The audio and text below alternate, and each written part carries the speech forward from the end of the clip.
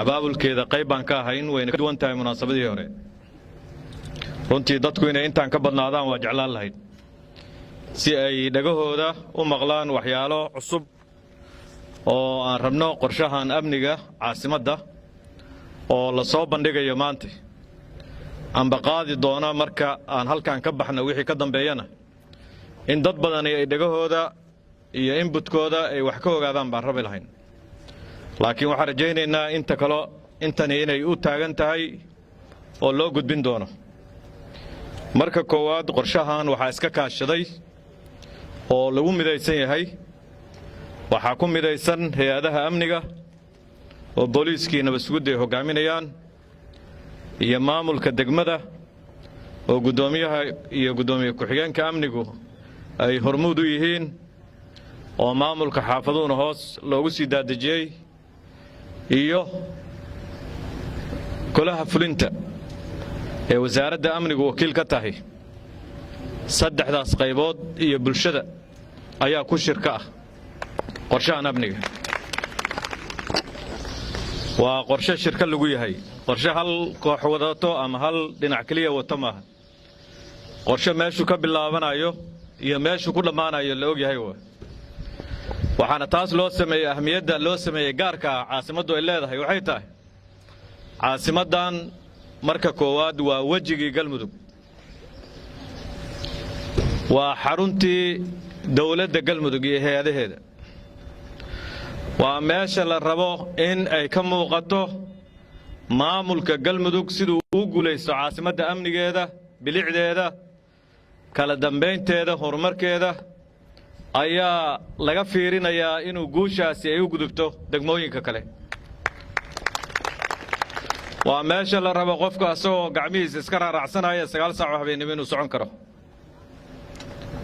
dhulka kale oo dhan hataa wax kastoo yahay halkan meesha sidaas loo rabo marka waa caasimad ah wejigii galmudug. magaaladan waa meel ay ku wada nool yihiin oo xiriirinaysa galmudug iyo maamulada kale dalka ka jira. meesha wejiga oo dadku soo abaarayaan waa ogtihiin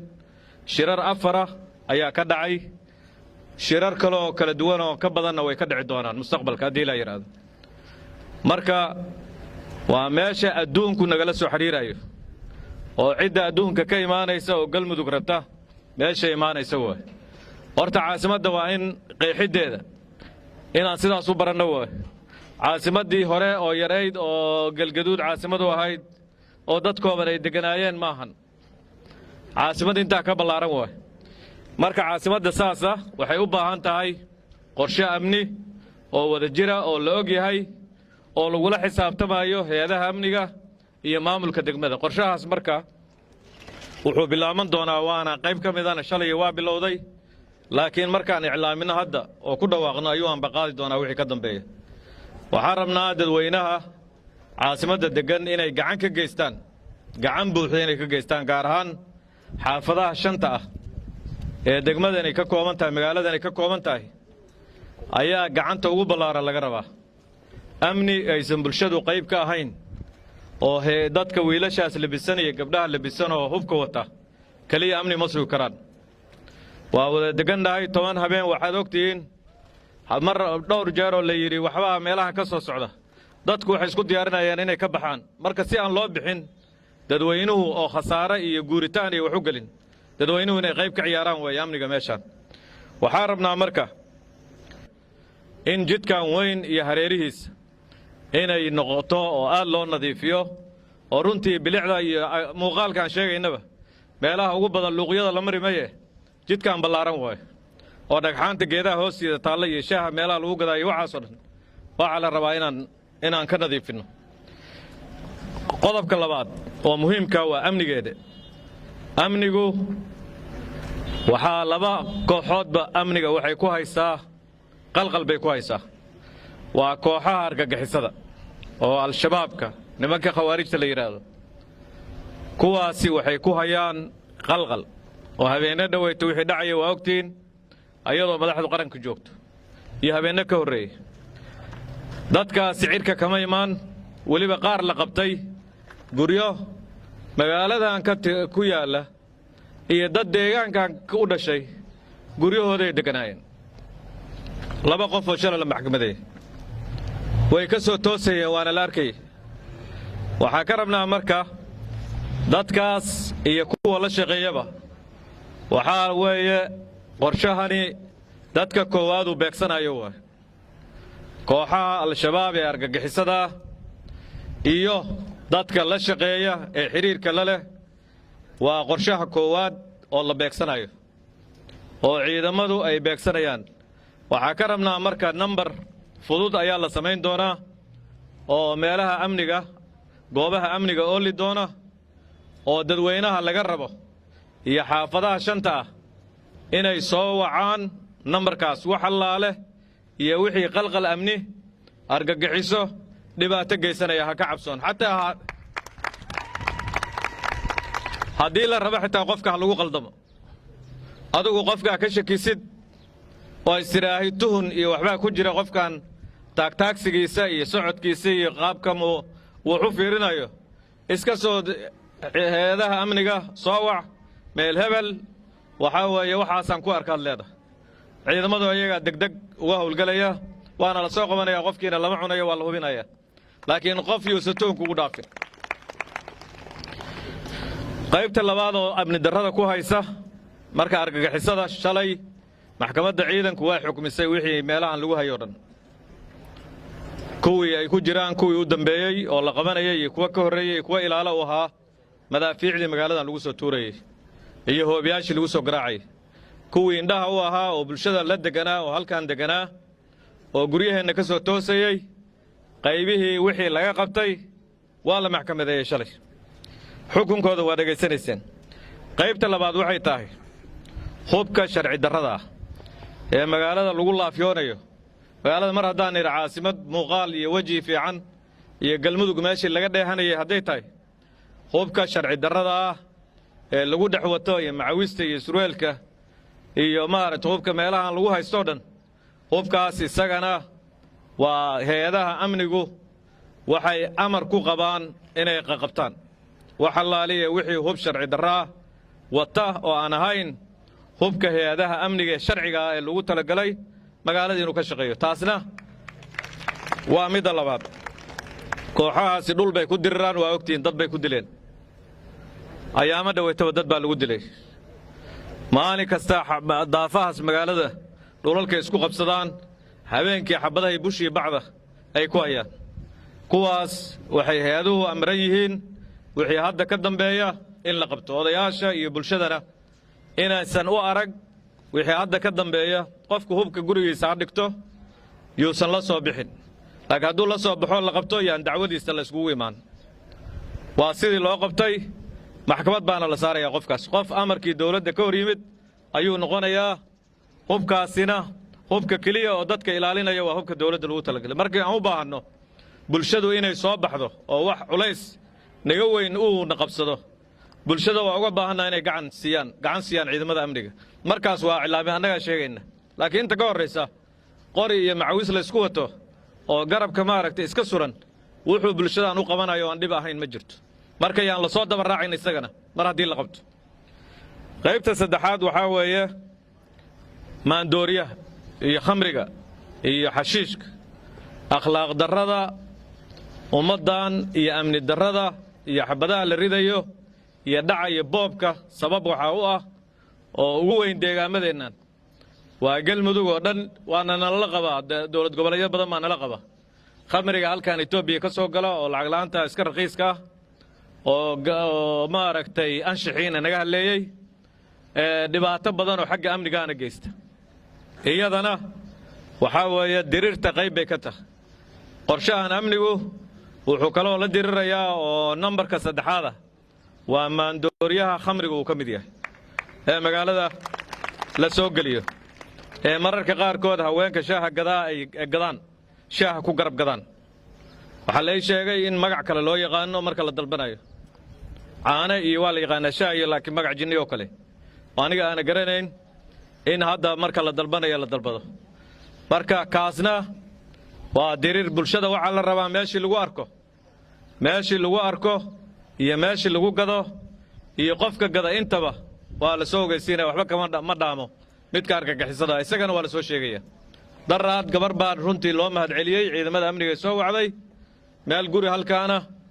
oo khamri lagu xiray oo guri aan la deganayna oo khamri ka buuxo inta quful loo yeelay awal quful ma lahaan jirin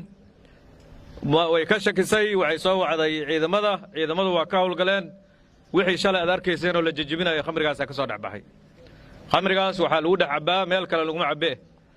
meeshaan baa lagu macbileeya marka isaguna dirirta ayuu qayb ka yahay waxaa jiri doona muraayadaha beersalka oo la isku qariyo oo laga yaabo in ujeedooyin kala duwan markuwa khamriga tahriibinaya markuwa dad la cararay markuwa wax kale oo dhibaato geysanaya ay argagixisadu isku soo qariso muraayadahana iyagana waa la fiiqi doonaa waana bilaabata arrintaas waxaa la diiwaangelin doonaa dadka barakacayaasha ah iyo dadka kale ee magaaladan degan laftooda diiwaangelin rasmi ah si wixii soo kordhay loo ogaado gurigii la kiraynayo waxaa rabnaa maamulka degmada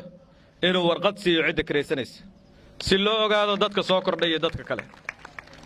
dabcan waa caasimaddii waxaa imaanaya ummadda ilaahay oo dhan waa guryuhu waa maalin kasta guryaha la kireeyaa kuwa cusub baa la dhisaa kulli waxaasoo dhan waxaan rabnaa maamulka degmadu warqad uusan la bixin inaan cidna laga kirayn lacagtaada wada helaysaa laakiin nidaamka mar walbaba gaalkacya nidaamkaas hadda laga bilaabay waana hirgalay si fiican buu hirgalay waxaan rabnaa halkan sidoo kale in laga hirgeliyo oo gurigaada ciddaad ka kiraysanaysid iyo cidda ay dejinayso inaad ka warqabtid amnigana nambar 1 way qofka amni darro wadaa horta waa inuu saldhig helaa hadduusan saldhig helin saldhigiina guryaheenna way guryihii haddaan la kontaroolina laga warqabin dhibkeeday leedahay marka waa la diiwaangelinayaa waxaa kaloo oo iyadana dhici doonta in guryaha qaarkood la baaro xaafadaha marka xaafaduhu inay adkaystaan xaafaddii laga shakiyo la tuumo in wax soo galeen in wax lagu qarinayo in hub sharci darra yaallo in argagixiso joogto in kooxo kaloo amni darro wada ay joogaan waa iyadana baaritaanna xaafadaha jiri doona waxaan rabnaa marka oon ku soo gunaanadayaa haddii caasimaddeennu ay qurxoonaato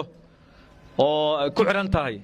amniga caasimaddani wuxuu ku xidhan yahay horumarkeeda mashaariicdii waddooyinka mashaariicdii UN-ka xafiisyadiisa halkan uu ka furan lahaa dad badan oo wufuud oo imaan lahaa oo maalgelin lahaa baa jira oo sababta xoogaa dib looga jimadan ay tahay arrimihii ayaama dhaweyta dhacayay marka waxaan rabnaa dhammaanteen in sida gurigeennu amni u noqdo aan u rabno in caasimadda amnigeedana qof walbaaba iska xil saaro waxaan rabnaa 5 xaafadood kontonka guriga isku xiran yihiin oo darisaynta kontonleyda konton kasta oo guri qofa mas'uulka qofkaas kontonka guri diiwaangelintooda wixii ku soo kordhay asaga ayaa mas'uul ka noqonaya wuxuuna qofkaas uu la shaqayn doonaa hay'adaha amniga hal gacan siiyo hal kaalmeeyo wax kale oo ujeedada oo aan ka leenahay ma jirto oo aan ahayn caasimadan meel xasilan nabdoon soo jiidata indhaha caalamka dadka reer galmudug ay xasilooniyo nabadgelyo ka helaan caasimadoodii ay ku faanayeen ay noqoto amni ah